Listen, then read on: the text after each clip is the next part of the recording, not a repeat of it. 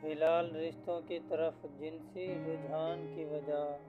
بچپن میں بچوں کو ایک ساتھ نہلانا، کپڑے پہنانا، والدہ کا بچوں کے سامنے اپنے کپڑے تبدیل کرنا، یا باتھ روم میں چھوٹے بچوں کے سامنے نہانا، بچپن میں بہن بھائیوں کا ایک ساتھ مل کر بے حیا ڈرامے، ٹی وی سیریل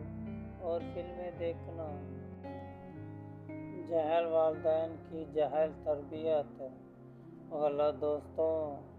یاروں کی صحبت،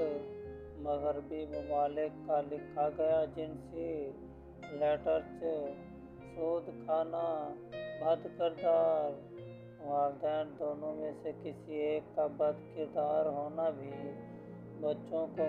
متاثر کرتا ہے، کیونکہ انسان کے جسم سے نکلنے والی وائبریشن جو ہر لمحہ نکل کر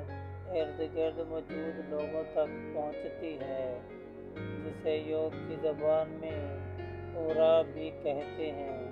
پورا انسان کے کرتوتوں کے مطابق بنتا ہے۔ جس انسان کی سوچ سلجھی اور نیک ہوتی ہے، اس کا اورا بھی پرکشش اور مضبوط بنتا ہے، جس سے اس کے ارد گرد والے بھی فائدے میں رہتے ہیں، مگر جن کی سوچ زانی ہو کر کردار کالا ہو، ان کا اورا بھی منفی وائبریشن کو اپنے ارد گرد پھیلاتا رہتا ہے۔ اس منفی اورا کے قریب رہنے والے لوگ بھی بہت جلد اسی منفی سوچ کا شکار ہو جاتے ہیں، اس لیے کہتے ہیں اچھے لوگ کی محبت اختیار کریں اور برے لوگ سے دور رہیں، کیونکہ ہر اورا قریب رہنے والے کمزور لوگوں کو اپنا عادی بنا لیتا ہے، اپنے پیچھے لگا لیتا ہے۔ اپنے بچوں کو سمجھانے سے پہلے خود کی سوچ کو سروس کروائیں۔ جن والدین کو ان کے والدین نے صرف روٹی کپڑا مکان اور کچھ پڑھائی کے سوا کوئی تربیت نام کی چیز ہی نہیں نوازا، وہ کیا خاک اپنے بچوں کو تربیت دیں گے۔ پڑھی لکھی جاہل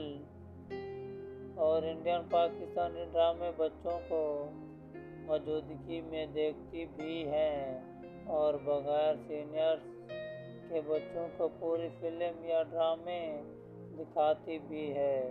گزارش ہے ایسی جاہل اور پڑھی لکھی جاہل سے کہہ کر 4 سال سے لے کر 18 سال تک کے بچوں کی سوچ قتل آئینے کی طرح شفاف مگر بہت نازک ہوتی ہے کہ ہلکی سی ٹھوکر، ہلکا سا جھٹکا، ہلکی سے ڈرامے فلمیں میں دیکھی گئی لڑکیوں، لڑکوں یا کسی بھی رشتے کی چاہت، محبت، بے حیائی، آوارہ ڈائیلاگ، گالی گلوچ، گندی ڈریسنگ، آدھے ننگے نظر آنے والے جسم، ایک دوسرے کو چومتے ہوئے رومانس کرتے اداکاروں کو دیکھنا، سننا وغیرہ وغیرہ اسی لمحے دل میں گھستی ہے،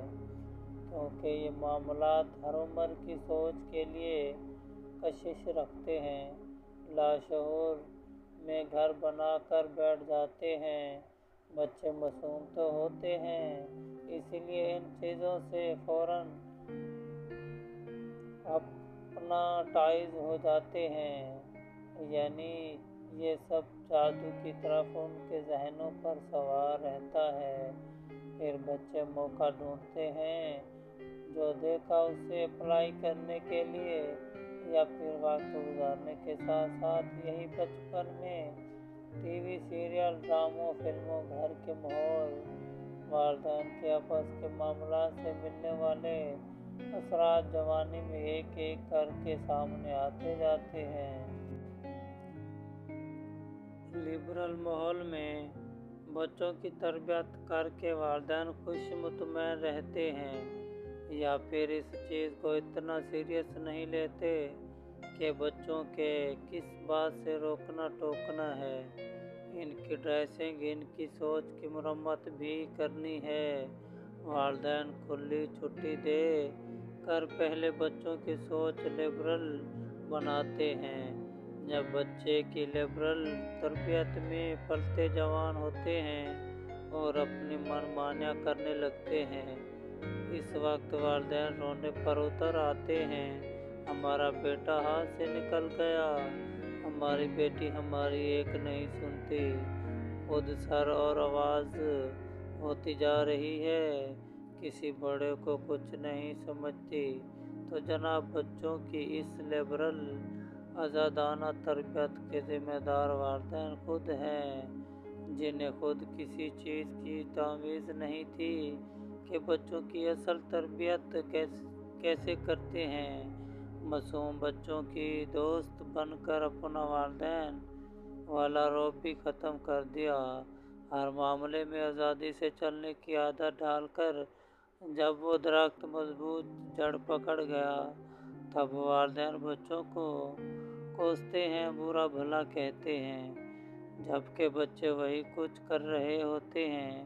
جن کا والدین خود عادی بنا چکے ہیں۔ آپ ہی کی دی گئی تربیت آج یہ رنگ لائی ہے۔ بہت آزادی، دوستانہ ماحول یا بہت سختی کے سانس لینا بھی دشوار ہو بچوں کو باغی اور خود سر بناتا ہے۔ بچے والدین کا ہی رنگ ہوتے ہیں،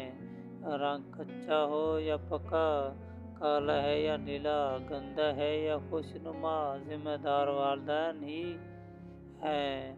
پہلے اپنے رنگوں کو چیک کیجیے، اس کے بعد اپنے بچوں کے کارناموں پہ ان کو برا بھلا کہیں، کیونکہ آپ کے بچے آپ ہی کا دیا رنگ اور تربیت کے چھاؤں میں پروان چڑھ کر آپ ہی کے لیے تکلیف اور عزت کی باعث بنیں گے۔